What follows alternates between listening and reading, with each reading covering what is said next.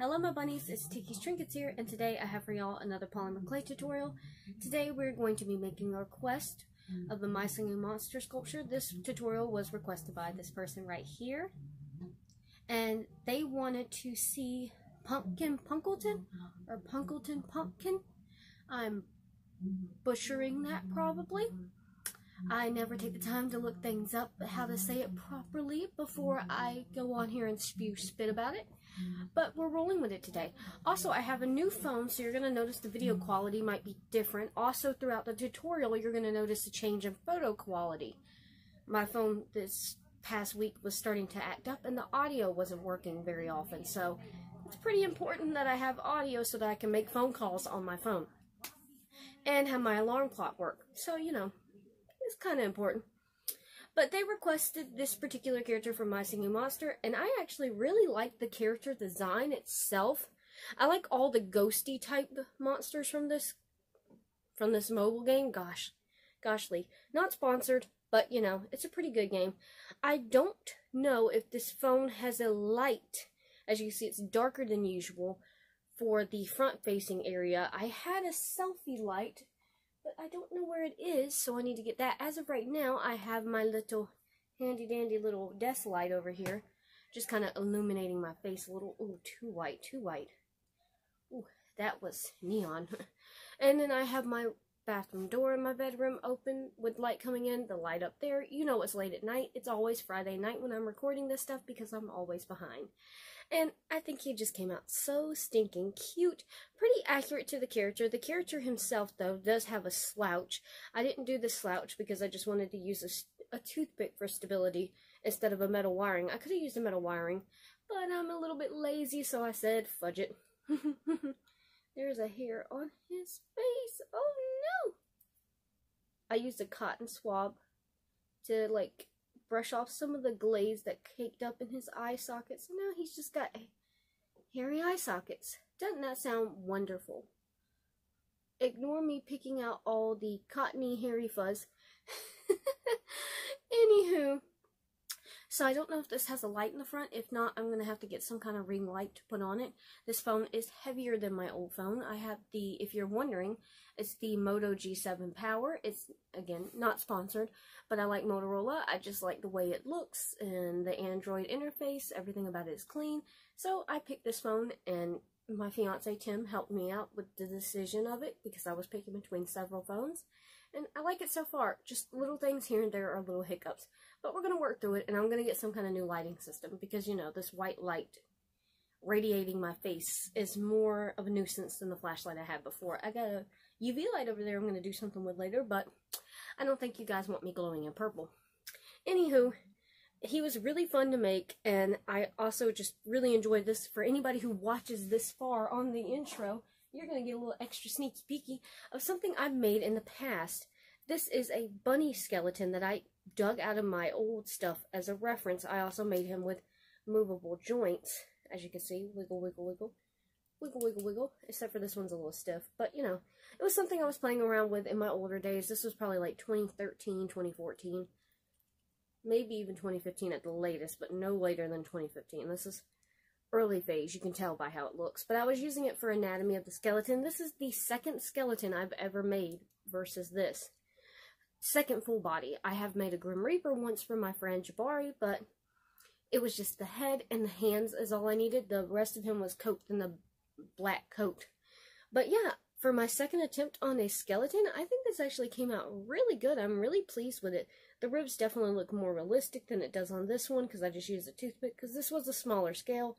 Obviously, you can kind of see somewhat of a size difference. If I could remember where the camera is on this. Oh, wow. It's like really centered. I'm surprised. Usually I had to go like off-center to record. I'm babbling now. Yeah, this is a really fun tutorial. I'm really glad for the suggestion. It will be listed on my Etsy shop as soon as I get around to it, which I'll post on my Instagram page when it's up. So, you know, go follow me on Instagram so you can see when things are actually happening, because I'm bad about talking about when things are happening. Next, all I'm going to do is tell you what's next on the agenda. good old reliable notebook here. We got that one scratched out, which we don't actually have it scratched out, but we're about to scratch it out. Pumpkin Punkleton tutorial done. Now we have Peccadina, Little Lazy's mail opening, and Roblox Piggy tutorial. And I am doing an art trade with somebody on Instagram, so that will be coming up as soon as we make the stuff and send it to one another. So that'll be added to here on my agenda soon, along with a few other things, obviously. And more mail openings when I buy more stuff from more artists, because I'm on a roll right now. There's something I desperately want from Bayleaf Creations, but I have to wait until I have a little bit more money, so hopefully it'll still be there when I get done. If not, I will buy something else from her. And there's a few other people that I want stuff from. And I did just back well, me and my sister both did just back a Kickstarter for Rudicorns. Rudicorns? Yeah, go look that up. They're interesting. They're rude unicorns. Awesome. I've been babbling for 6 minutes. I think that's long enough. Thank you guys so much for watching. I really hope you enjoyed this tutorial. And if you'd like to, feel free to suggest things down below. But there's a few personal projects I do want to work on, so original art is coming your way in the next few weeks after this little list is done. And it might not necessarily go in that order either. Depends on my time framing. I think the mail opening is actually going to be the next one, just due to time. That way I have a little more time to work on Peccadina, because this took a long time and I almost didn't get it done. You're going to be lucky if you're seeing this tonight, actually, because it's like 9 or 10 o'clock right now. Anywho, 7 minutes now. I'm setting a record. Thank you guys so much for watching. Don't forget to like, comment, and subscribe, and I will see you guys in my next video. Let's get into this. See you there, my bunnies. Alright, for this tutorial, you're going to need gray, elephant gray, white, Granny Smith green, red, yellow, and orange. Just basic red, yellow, and orange on those. I'm going to mix the elephant gray with white. And the color that you're going to come up with once you've mixed about 50-50 should look something like this. And then you're going to just separate it into the different balls that you need. After that, we're going to make his spine with the top ball. That sounds awful. So you're going to roll that out into a little log. Then for his hip bones, which is connected to the spine bone, roll it into a, gosh, lack of words here, into a oval shape. There we go. And then just kind of smush it so it's round on the top but flat on the back. And then for the spine, I cut it open and inserted a toothpick. Great, we're having a great time here. And then for the pelvis, to give it a little more pelvis-like dimension, I added 2 indents on the side and 2 holes, just like the character has. Look up a picture for reference. Then I put the hips back on, and now we're going to move on to these 2 balls here in the front that I'm pointing at. And these are going to be his feet / legs / thighs. So it's going to be all in one, nice and easy. We're going to roll these in the long teardrop shapes, keeping the tops mighty fat. So we can take it and squish it with your finger and thumb like so. That's going to be the footsie. Once you do that, take some kind of cutting tool and then just cut 2 triangles to create the toes. Keep your scrap pieces of clay for later. We might use them for something else. I ended up using all of this clay, like the perfect amount, which rarely ever happens. And then I did the same with the other foot and bent them at an angle so they have bent knees. That's just the pose I went with, but you can do whatever you like. Next, I'm going to use these 2 balls, the one off center and the other one, those right there. And we're going to make his arms, which I realized were not large enough. So make these balls about the size of the legs, so they're about the same length of the legs. So ignore that these are going to be itty bitty, make them longer. They need to be at least 2 inches long, or almost 2 inches long at least.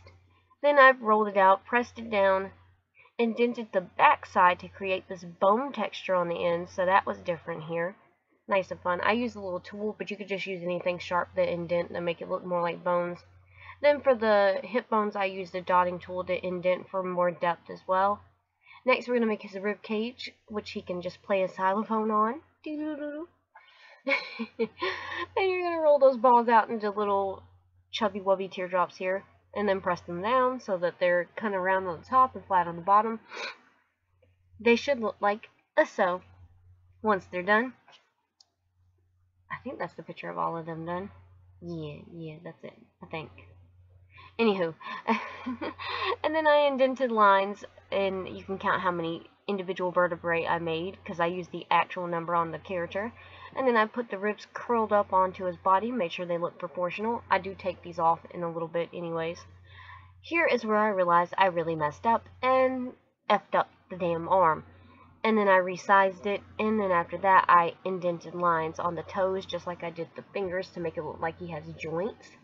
This is why I said keep your scrap bits of clay, because I used it at the end here to roll them out into small little balls to make his kneecap plates. So just roll them in the balls and then just press them on top of the knees. Easy for that. And this is going to be pretty much all of the stuff we're going to do with the gray part of the clay. Yeah, so it should look something like this. I also got my base out to make sure it would fit on the base that I'm using. And then I took his lower ribs off, just like Marilyn Manson. I don't know if that's true or a rumor, but you know what I mean. If you know, you know. Next, I took the Granny Smith green, and I rolled out 2 balls into very long snakes, very long snake shapes. And then these little vines I just wrapped around the arms, and the character only has them around the arms. Then the other little bit that was left, I made a twisted up little stem for his head. Next, I made his head out of the orange clay. As you can see, it needs to be at least 1 inch in diameter, and a really thick boy at that. Then I stuck that on top, and this is what we have so far. Next, I took my cutting tool, my X-Acto blade, and very carefully carved out the eyes and the mouth using a photo reference. Take your sweet precious time on this, and then to smooth it out on the inside, I used a dotting tool to make it look smooth. Then I take this same tool and indent lines down the back of the head and on the top to give it the more pumpkin shape. Next is going to be very repetitive. We're just going to make 1,000 leaves is what it felt like. Roll them out in the balls, and we're going to use 2 different shapes. We're going to use this 3-pointed shape, and I'm gluing them on the body where it looks like they line up on the photo. I couldn't make as many leaves as he actually has because it would have been too heavy, but we digress. And then the other basic shape is this teardrop shape. So we're just going to play with it over and over with each color and do 1,000,000 dang leaves. It's not actually 1,000,000, but as you can see here with all the orange ones, it's enough. Then I went on to the green and did the same process, and as you can see, here's all the green leaves. There's some on the back of the neck too. Then we're going to move on to the yellow, and I use Loctite glue to glue all these leaves in place. Use some glue or this is not going to hold. Then I went on to the red. Always save red for last if you can, because it bleeds on your hands and everything turns red afterwards. Then I was finally done with leaves, and it don't look like it took a long time, but gosh, this took longer than anything else. Next, I glued on all the ribs and the arms, and I glued the arms to the knees themselves for support. And then you're going to bake it for 350 degrees for 12 minutes in gas or 9 minutes in an electric. While he's getting toasty, we're going to get to pasting, and we're going to paste on this green clay paint onto this wooden base. Once he's out and cooled down, we don't want to touch him when he's hot. We're going to use E6000 and glue his bony behind to this little base here. Once that's dry, we're going to take a teeny weeny paintbrush, a new one I got from Hobby Lobby, and that's sweet, and paint in his eyes and his mouth. Be very careful with this step so you don't get it everywhere. And then I use polyacrylic floor varnish from Walmart to glaze this bad boy up with 2 coats of glaze, and then we are done. Thank you guys so much for watching. I hope you enjoyed this video, and I will see you guys in my next video. Bye-bye, my bunnies.